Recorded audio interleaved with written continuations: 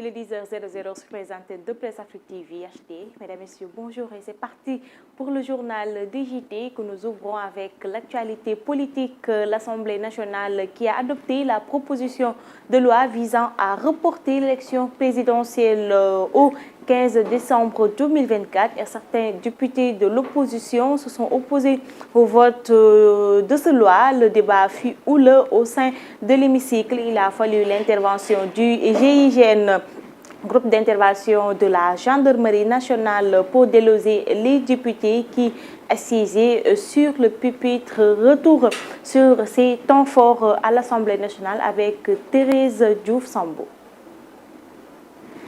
La crise politique s'est invitée entre les murs du Parlement sénégalais. Lundi soir, les prises de parole et les débats houleux entre les députés n'ont pas empêché le vote sur la nouvelle date de l'élection présidentielle. L'Assemblée nationale a finalement adopté la proposition de loi du report de l'élection présidentielle initialement prévue le 25 février au 15 décembre 2024. Il a fallu l'intervention des gendarmes dans l'hémicycle pour que la proposition de loi soit adoptée par les parlementaires de la majorité présidentielle Benno Bokk Yakaar et ceux du groupe Démocratie, Liberté et Changement dirigé par le PDS. Complètement anticonstitutionnel, on va lutter pour invalider cette loi. Nous allons faire un recours devant le Conseil constitutionnel, c'est clair. Nous avons continué la bataille politique puisque le décret qui abroge le décret convoquant le corps électoral, ce décret jusqu'à présent, personne ne le voit. C'est un décret fantôme. Vous avez déjà vu ce décret? Personne n'a vu ce décret. Maintenant, bien évidemment qu'il y a des irrégularités dans le processus électoral. Il y a également des soupçons de corruption à l'endroit des juges du Conseil constitutionnel. Donc c'est autant de faits qui permettent aujourd'hui aux députés que nous sommes d'être là pour passer au vote de cette loi-là. Mais malheureusement, vous l'avez tous constaté, l'opposition ne veut pas aller au débat. La position du Sénégal est très claire. Le mandat du président de la République ne peut pas être allongé. Il se termine le 2 avril 2024. L'Assemblée nationale, le président de la République ne peuvent pas reporter une élection présidentielle. Seul le Conseil constitutionnel peut reporter une élection présidentielle et même ce report-là est très encadré. Donc ce qui nous réunit ici est tout simplement anticonstitutionnel. Le vote s'est déroulé sans une partie des députés opposés à ce report qui sont obligés à sortir de la salle par le GIGN. On but développer un lexique de vocabulaire pour nous parler de dérogation, pour nous parler de suspension ou d'annulation. Il ne s'agit rien d'autre que d'un prolongement du mandat du président de la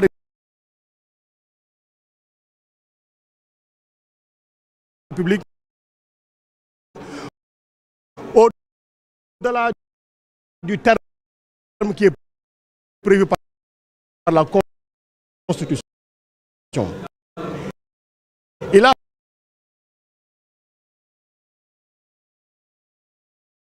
prêté serment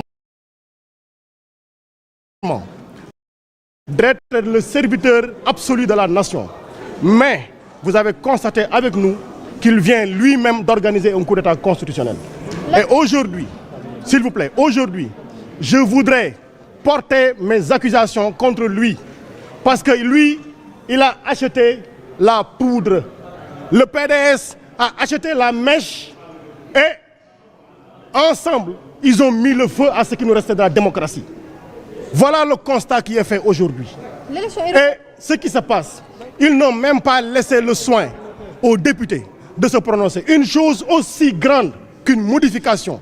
Jugeant ce décret fantôme, Les députés opposés à ce report promettent de continuer cette bataille et de déposer un recours devant le Conseil constitutionnel. Le projet de loi a été adopté à la quasi-unanimité avec 105 voix pour et 1 voix contre.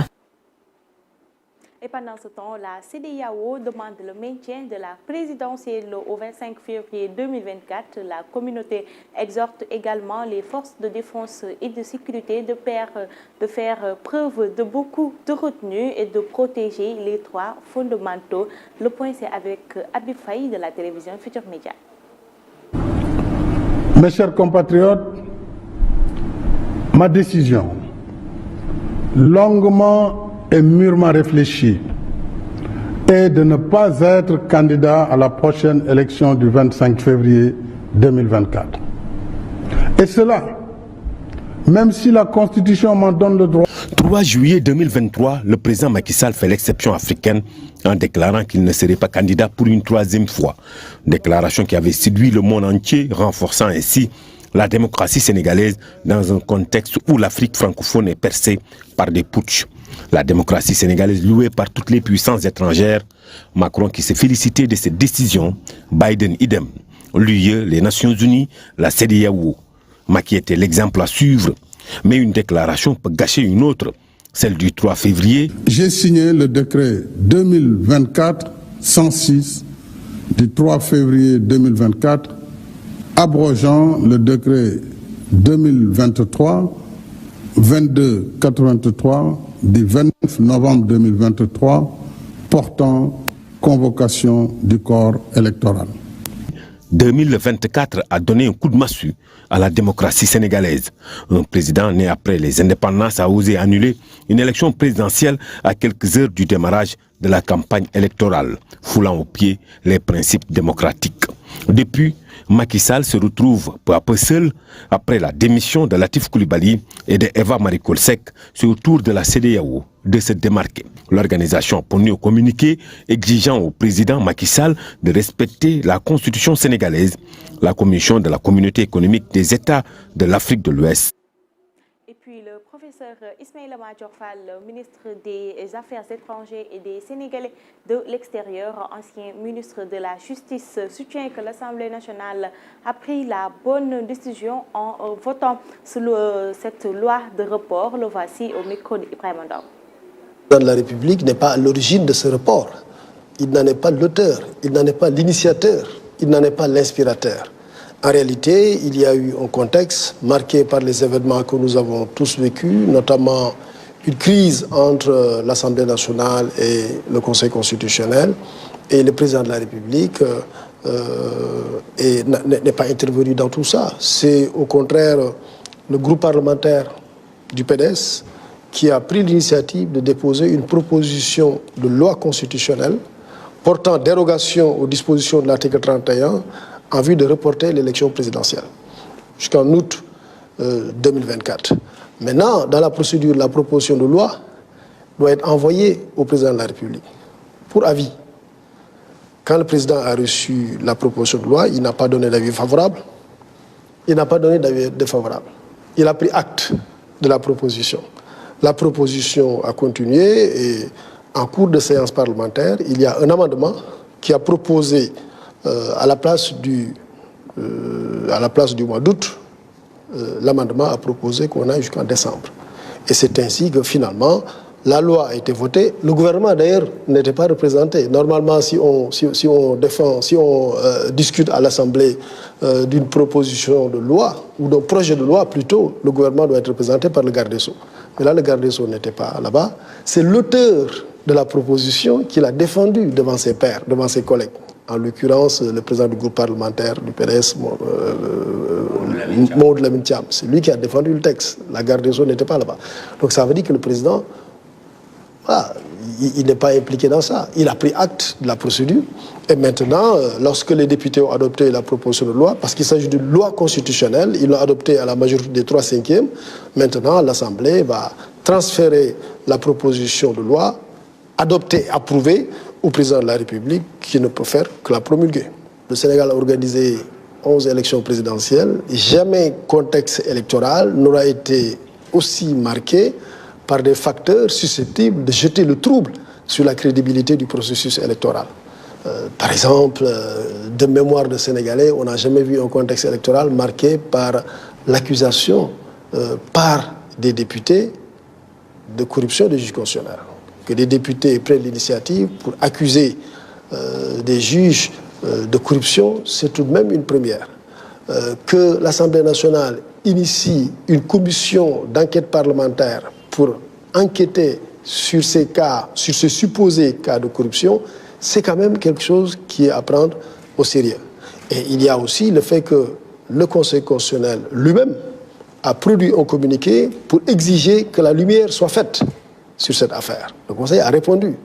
Et puis, jamais aussi on avait vu des candidats à l'élection présidentielle frauder sur leur nationalité au point d'être épinglés par la justice. Autrement dit, il y a un ensemble d'ingrédients susceptibles de discréditer le processus électoral qui font qu'on aurait pu finalement aboutir à une situation où le verdict qui serait issu des urnes soit un verdict contesté, ce qui est susceptible d'entraîner un contentieux non seulement préélectoral avant les élections, mais aussi un contentieux post-électoral. Et on sait qu'un contentieux post-électoral est un facteur conflictogène. Ça peut avoir des dérapages et aboutir à une crise qui peut affecter la stabilité politique du Sénégal. Et la page sport pour boucler ce journal DJT Cannes 2023, les demi-finales débutent ce soir, Côte d'Ivoire, RDC. Les éléphants sont prêts pour continuer leur bout de chemin. Ce sont les paroles de leur sélectionneur qui a été en conférence de presse hier. Le voici au micro de Ibrahim Andam. Fayet veut une équipe de Côte d'Ivoire conquérante et non à réaction. Contre le Sénégal et le Mali, les éléphants ont à chaque fois été menés au score.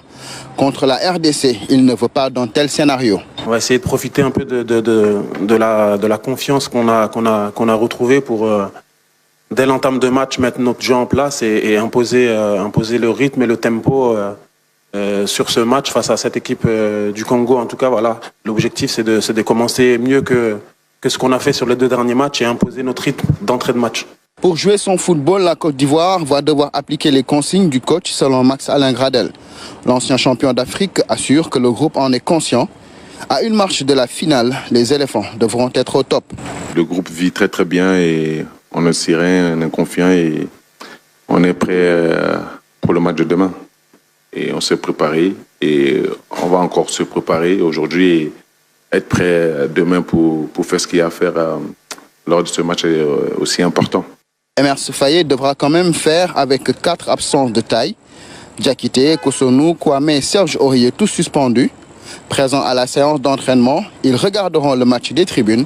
L'entraîneur des éléphants n'en est pas pour autant inquiet. C'est bien sûr, c'est toujours une perte de perdre des joueurs dans un groupe, mais les autres vont se battre et serrer les dents pour faire leur part de travail et essayer de nous qualifier pour la finale. Autre facteur avec lequel il devra faire, c'est la pression. À Ebimpe, la Côte d'Ivoire a essuyé 2 revers, dont un très humiliant contre la Guinée équatoriale. La plaie est peut-être guérie, mais pas le traumatisme. Sur le terrain d'entraînement, les joueurs affichent confiance et sérénité, mais au stade, l'ambiance sera différente.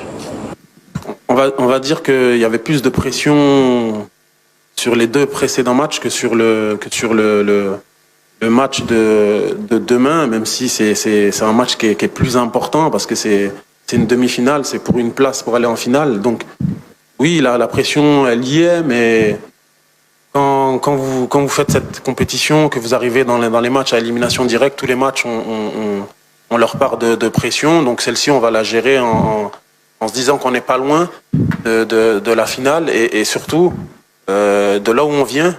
Je pense que ce serait dommage de se mettre la pression et de ne pas jouer le match de demain à fond. En 2015, la Côte d'Ivoire avait sorti la RDC pour se hisser en finale et décrocher le Graal. L'histoire va-t-elle se répéter ou pas?